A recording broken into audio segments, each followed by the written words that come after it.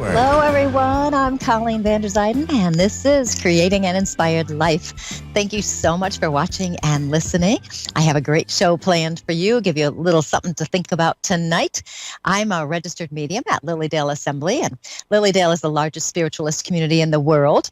And if you're thinking about going to Lilydale before the season ends, we do end around September, I think it's September 3rd, something like this. So you only have a couple weeks left. It is in Western New York, and it's a great place to go to take workshops, meet with mediums, get some healing, all sorts of stuff. I'm also a certified spiritual life coach. And as a life coach, I help people take action to create the life they want to have, the life they deserve to have. And sometimes they just forget they deserve it. Today's coaching tip is all about shooting stars and strengthening your inner power. And I'm sure you're going, how does that connect? Shooting stars and inner power. And don't worry, I always have a plan, and I will let you know how those connect. I remember way back when I was very young, I just loved looking for shooting stars. You may have had that wish as well. You know, you'd be outside and you'd be driving someplace, maybe your parents are driving, you're looking out the window and you're hoping to see a shooting star go by. There's something romantic and magical about shooting stars. And when I was younger, I very rarely saw one.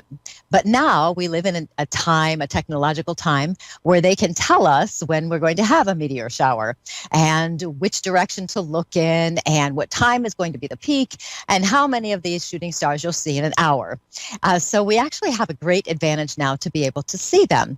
So for years, whenever we have the Perseid meteor shower, it happens every year, I would always go outside and look up to see if I could find some of these shooting stars. We just had this a few days ago. So I'm out there outside. I've got a lawn chair in my driveway in front of my house because I can see more of the sky, and I'm just watching the sky.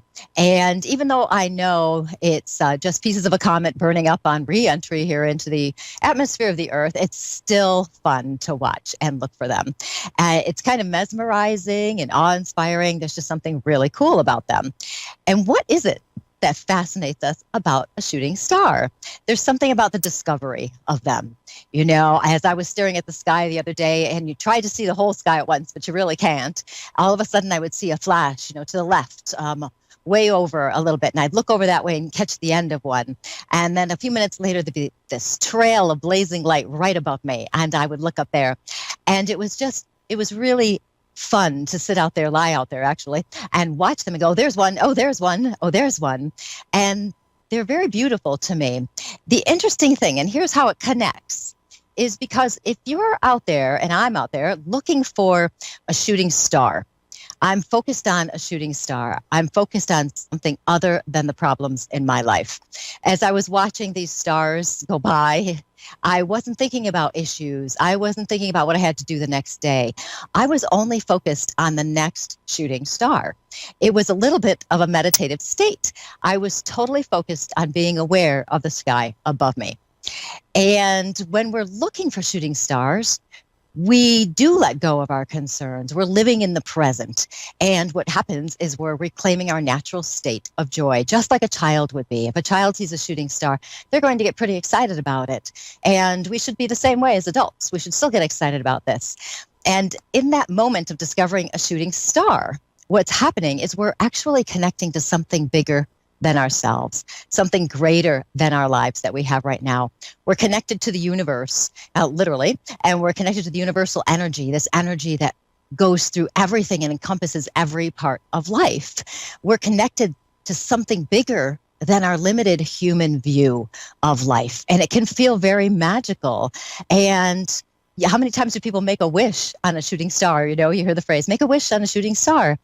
And what we're doing when we make that wish is we're accessing that powerful energy, that universal energy that's out there for everyone, and using it to start to create the life we want to have. We're starting the beginning of a manifestation process is what's happening.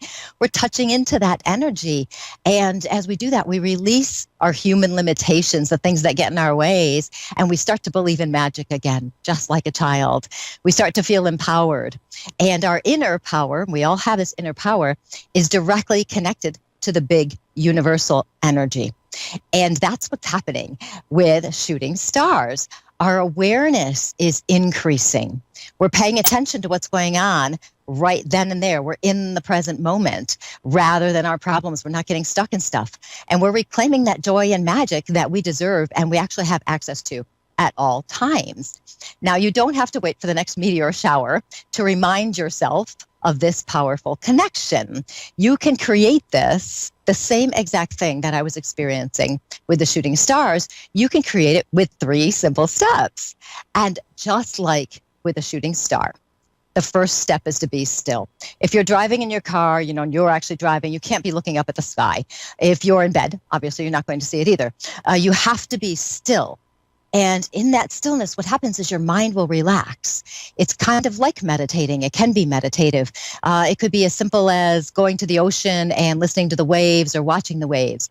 Maybe you like to move into some kind of a meditative state when you're outside in nature, listening to the birds, looking at the plants, walking, feeling a breeze. Nature is a great way to get us conducive into being still and connected to ourselves, allowing our mind to relax. Anything that helps you relax your mind opens you up to reconnecting yourself to that greater power. And as you relax in this stillness, what happens next is your awareness increases. You might start to notice more sounds around you. You might notice your surroundings. You might notice your body, how your body feels. You might notice your breathing. And what happens with this awareness is it brings you back to yourself. You're right here again, your inner power again. And you'll start to let go of your problems and your worries. And you'll get back into the present moment. Your thoughts, though, and this is where you've got to be aware, because your thoughts will try to distract you. You'll become aware of your thoughts, and your thoughts will try to take you out of the present and into something else. So as your thoughts go through your head, just notice them, be aware of them, but try not to get emotionally attached to them. You notice them and let them go. So if a thought pops into your head that you're thinking about your money worries or something, and you say to yourself, oh, no, I don't know how I'm going to pay my bills this month. You've actually moved into an emotional reaction. You've moved into the emotional reaction of worry. You've made an attachment to that worry, and you've let go of the awareness of the present moment. You've moved into an awareness of something in the future that may or may not happen. So you've lost the present. If you can notice the thought and just let it go, say, oh, here I am worrying about my money again. I'm going to let that go and just get back to myself, my present moment. If you can do that, you can take yourself back into your own inner power. I think I should call this the shooting star method to reclaiming your inner power or something. We'll see if I like that tomorrow. The simple steps are so very simple. Be still, be aware, and be in the present. It's hard to catch a meteor shooting across the sky if you're not still enough to be aware or present in the moment. If you're not paying attention, you're not aware, and you're not present, you can't experience a shooting star without those things. You can't experience life unless you take some time to be still, to be aware, to be present. It could be just a minute of just breathing, just getting back into yourself, literally a minute. I was teaching a workshop the other day, and we did a 1-minute meditation. And within that minute, the whole energy in the room shifted and everybody was much calmer. So literally 1 minute of just being still, aware, and present. And if you focus on your breath, that will help you stay in the present. And these steps, these 3 simple ideas can bring you back to your power, reconnecting you to your universal energy. And then what happens is you're reconnecting yourself to the ability you have to create the magic in your life, to create the life that you want to have. We are meant to live as joyfully as possible. And if you can stay in your power and get back into yourself, you'll be able to bring that magic back into your life to create the life you want to have. So that is my coaching tip of the day. Did you like that one? That was a good one, wasn't it? Tying shooting stars together with your inner power. So simple, though, so simple. Be still, aware, and in the present. So we will move on to actually, I should tell you where you can connect with me. Connect with me at ColleenVanderzyden.com or psychicmediumcolleen.com, or on Facebook. You can follow me there, Colleen Vanderzyden, Medium and Self-Empowerment Coach. So we will move to our first caller, who is Sri from India. Sri, how are you? Hi, I'm good. How are you doing? I'm doing very well. How can I help you today? I talked to Colleen And you said you'll be saying about my psychic reading. Yes, and do you have something in particular you want to talk about? We can try to connect with a spirit, or if you have something a problem in your life you want to talk about. Do you have something in particular? Yes. And what would that be? Actually, could you please tell me about my love life? Your love life? Yes. One of our favorite topics of all time, actually. Everybody loves to talk about the love life. I get the impression, are you in a relationship right now or no? No. Okay. Because I'm getting the impression, actually, I've got a spirit coming in, so I'm going to touch with her for a minute.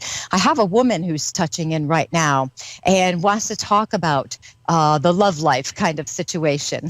As she comes in, I have to say she feels very motherly, grandmotherly to me.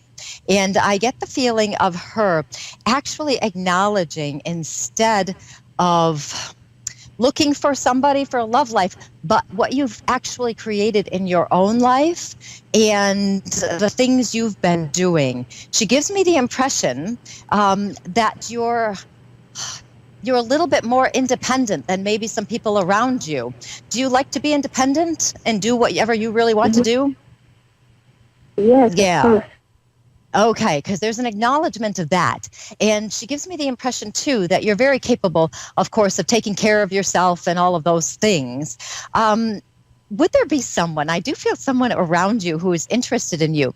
Would you happen to have someone in your circle of friends or someplace that you think might be interested in you for a romantic relationship? Yes, but Okay. I have feelings, but I don't know whether he also has or not. Okay, because I'm feeling someone around you who is interested in you. Okay, and it feels like it's somebody you know. I don't feel like you're in a relationship yet. I feel like it's more of a friendship kind of thing, and even not that much of a friendship. I feel you know him, but not that well. Okay, she actually gives me the impression he's a little bit intimidated by you, which I don't understand why, because I can feel you're a very nice person and you'd be very approachable. I think, you know what I think it is? I think he kind of looks up to you and admires you, so he feels a little uncomfortable in speaking to you. Oh, very interesting. That's kind of interesting. So what you might want to do is make a point of talking to this person and just getting to know him on a little bit deeper level, so that you can feel more comfortable and he can feel more comfortable. Yeah, very interesting. Very interesting. Is this somebody that you know from work or something? Not from work, actually. From social media.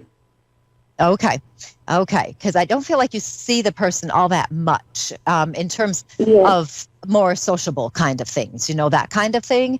So there might be something to this, because this actually feels pretty good to me. It feels like this might be something to check into a little bit. She's also talking about, about you doing things for yourself and getting out there. She gives me the impression you're not happy. It's not your favorite thing in the world to sit around your house and just stay in the house all the time. She gives me the impression you actually make a point of getting out and doing things. Do you do that? Yes. Okay, good. Because she's talking about how important that is to basically do what you want to do, live your own life and not wait on someone. I do want to say I don't like to do predictions too much because, leeway of time and all that. But I do feel you being in a relationship next year, okay, by July. Now, what this means to me is when I say something like that, this means you would be in an established relationship by July. It doesn't mean you'll find somebody in July of next year. You'll already be having a relationship with someone. So that will happen at some point within the next few months where things start to get going a little bit, okay? It actually seems kind of fun to me. So that will be good for you to do. Yes, wonderful. Yeah, you might also want to see about just saying a few more things to him just to kind of show him your personality, because she's telling me you're a very caring person and you're a very kind person. She also says sometimes you do put other people's needs ahead of your own. Do you do that? Yes. Yes. Okay. She talks about that, and she wants to make sure you don't do it too much, because you've got to do your own things, of course, and she wants to make sure that this is going to be right for you as well.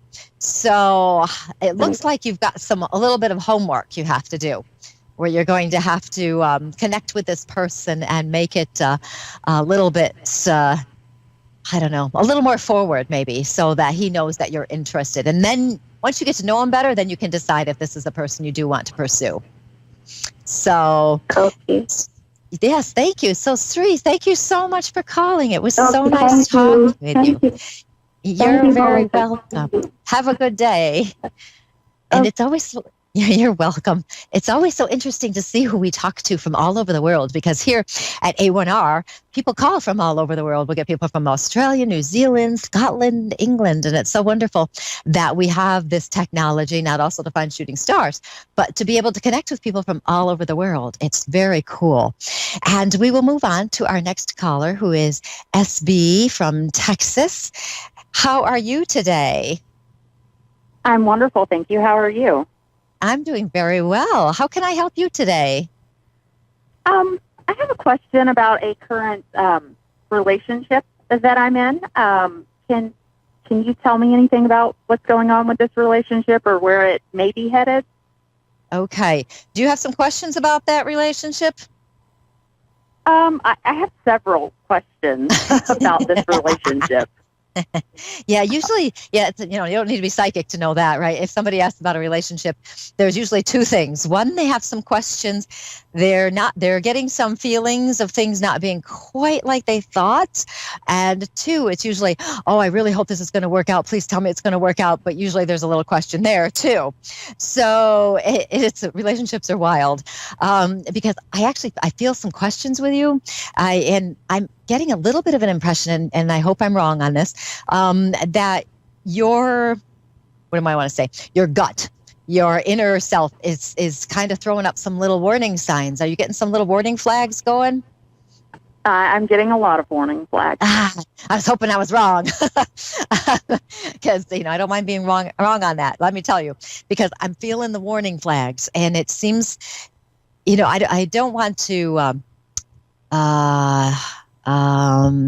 speak badly of someone. Let's say that. I don't want to speak badly of someone, but I'm not getting the feeling of total integrity here. I feel I don't want to say you were misled, but I just don't feel like everything's as clear as it should be. There's something's not quite right to me. I almost, how some people put their foot forward and, this is their best foot forward and they're going to be so wonderful and wonderful. And I feel like that's how it started out. It was just like, wow, this is like the best person ever. It's so great, blah, blah, blah. And then all of a sudden you start to see just some little cracks there. And it seems like there's more and more of those things coming. Have you started to notice even more things that you just start to really wonder? There's Yeah. and there's a lot of inconsistencies there, and I guess really my main question would be, does he really love me, or is that an alter ego, and is there someone else lurking around? Those are really the big red flags and the most inconsistent things. Well, let's see. Let's take the does he really love me one first, because I feel like he does. I feel a little bit of a hesitancy on his part of total commitment. I feel like you get so far, rather than getting 100%, it feels like you might be getting 80%. And I do feel that he loves you the best way he can love you. And it seems to me if there were some real heartfelt conversations where you kind of push it a little bit, you might be able to get some more of that out of him, get some more information.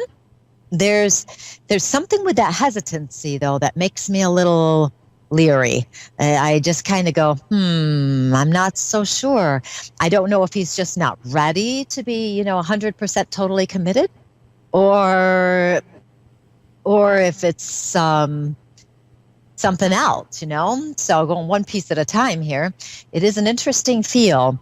And the thing is, I know that you in a relationship, you give your all. You're 100% person. You would do anything for anybody. You are a very kind and caring person. You have a high tolerance for things, and will put up with things a little bit longer than you might should be. That was a bad sentence, but you know what I mean. And so you might put up with some things a little bit longer than you should. And so I can see you being very into the relationship, very, very on top of things in that way. I can also see that you do speak your mind. You don't just sit there and you'll say things and ask questions and stuff like that. But he always comes back with a very reassuring response, doesn't he? For the most part, when I'm very straightforward, it either irritates him when I ask questions, or, he does come back with, a reassuring response, definitely. Yeah. Because, you don't feel like the jealous one to me. Like, you don't feel like a jealous person to me. I don't say in my head, go, oh boy, she's just really jealous. And, the wants. I'm not feeling that. Okay. I'm feeling that you do what you need to do to get where you need to be. And it's almost like I have a little bit of a wall here that I just have to break through a little more. And part of it is, okay, I'm getting a message here from the other side. Part of it is the sensation of him not being willing to make adjustments, because I feel that he feels like he's doing his best, So there's that too. That all being said, I sound like I'm being very negative right now, and I don't want to come off that way, because I know I don't want to be negative, but that all being said, I can see he does love you, and which makes me wonder about that final little piece of giving a little bit of a push there to see what happens. And, if he has a fear of total 100% commitment, that's a whole other issue. So that'll be something you'll have to figure out as you're talking to him. But there's that. And I have to say, too, I'm not feeling somebody else around him. The more I talk about him, I'm not feeling that he's interested in somebody else. I'm just not picking that up at all. So it feels more to me like there's just that hesitancy with him that is kind of interesting. Very strange. Have you guys been together long? No, it's been kind of not really on and off, but kind of an on and off 5 months now. Okay, so not very long then. It hasn't been very long. He has professed his love, and then the next day, so I didn't mean that. And, there was a time where his ex kind of not so much came back in the picture, but he messaged her, trying to give her some closure, and, that all blew up and blew over. So I just don't know. It's as if he gets too close, and then he pushes away. He backs away. Right. Okay. We've ended things, but, we still talk every day. We occasionally see each other. I mean, since then is really when he's like, I love you, but I can't be with you. And, we've discussed that. It's as if we're almost the same person. It's like, I understand that you don't want to get hurt. So you were correct when you said, that there's some reluctance on his part, but, I'm just sitting here trying to figure out, am I wasting my time with him? These are rhetorical questions, but am I wasting my time with him? Is this really going to manifest into something? I'm just kind of at a crossway. Okay. Yeah, it's kind of interesting, because I'm still an early relationship, but there's definitely that reluctance. It's like he's just not all the way there yet. And maybe it is left over from his previous relationship and he's just not quite over it yet. Who knows? It does make me a little bit wary when he says one thing one day and then the next day it's a different thing. And that's definitely, no wonder you have a warning flag going up about that one. Because there's something with that. So what would be very cool, I would have a full out conversation with him, but I also wouldn't put all my hopes on him. I don't want to tell you you're wasting your time, because everything we do is is beneficial to us in one way or another. So we'll learn a lot and all of those things. But at the same time, it just makes me a little bit wary. I would anticipate within the next couple of months, this will be a lot clearer for you. And you should have a much better idea of what's happening. Perfect. Well, I appreciate it. Thank you so much. You're welcome. So it was so nice talking to you. Good luck with everything. And we'll... Thank you so much. Yeah, maybe I'll connect with you again.